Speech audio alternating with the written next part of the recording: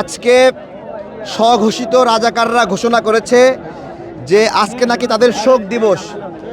তাদের বাবারা হাঁটু গেড়ে আত্মসমর্পণ করছিল, এই জন্য তাদের আজকে শোক দিবস বলতেছে।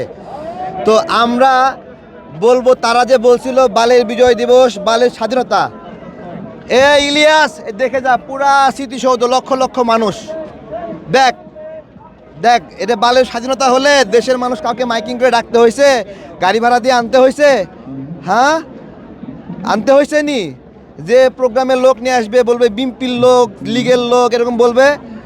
এটা সাধারণ মানুষ সবাই আসছে, এরা একটা এজেন্ডা নিয়ে আসছে আমাদের মুক্তিযুদ্ধকে অপমান করার, স্বাধীনতাকে অপমান করার। এবং কত বড় সাহস বীরঙ্গনাদের পতিতা বলে। ঠিক আছে, আমাদের মুক্তিযুদ্ধে 16ই ডিসেম্বর আজকে এই দিনে বিজয় অর্জিত হয়। ওদের বাপরা এই দিনে হাঁটু গেড়ে বসে আত্মসমর্পণ করেছিল।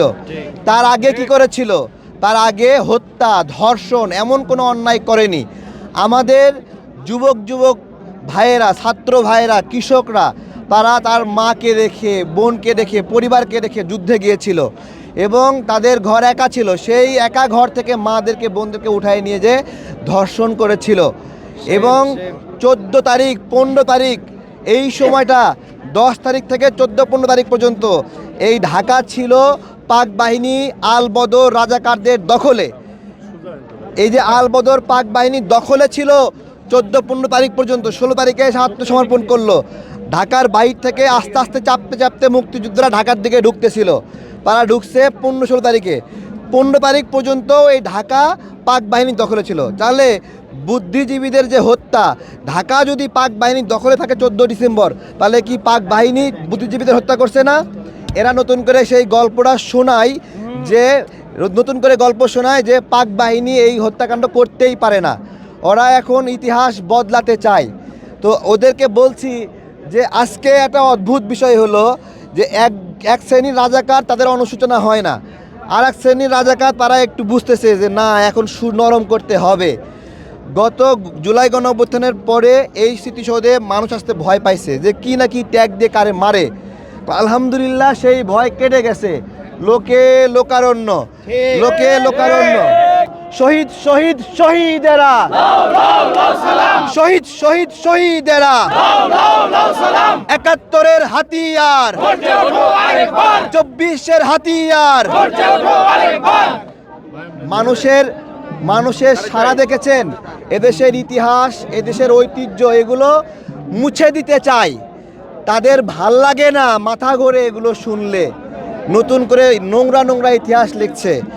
নিয়াজি পাক বাহিনীর সর্বাধিনায়ক, সে বলছে রাও ফরমান আলী সে গণহত্যা চালাইছে। আর রাও ফরমান আলী বলে নিয়াজি সবচেয়ে শক্তিশালী, সেই ঘটাইছে। ওরা নিজেরা স্বীকার করছে। মুজাহিদ আল বদরের প্রধান, সে কি বলছে? সে বলছে দেখেন যে পাক বাহিনী পরাজিত হলেও আল বদর নাকি পরাজিত হয়নি।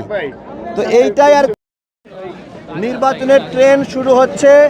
এই যে নির্বাচনের নামটা আসছে দেখেন, গত বছর নির্বাচনের সম্ভাবনা ছিল না। এই শহীদ মিনারের লোক কম আসছে।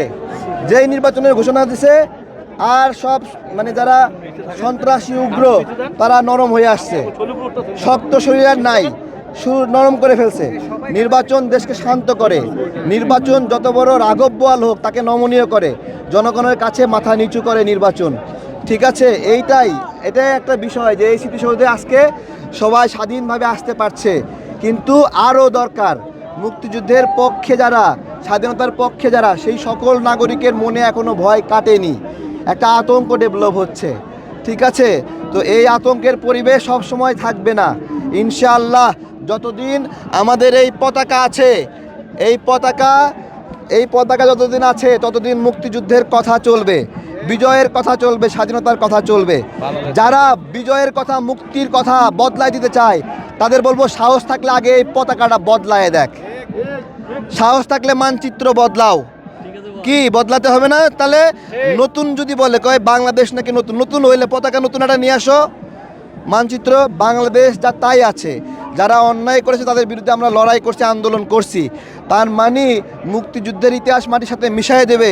এইটা আজকে প্রমাণ যে এই সকল রাজাকার শাবকরা বলছে আজকে শোক দিবস, এই যে শোক দিবস না বিজয় দিবস আজকে?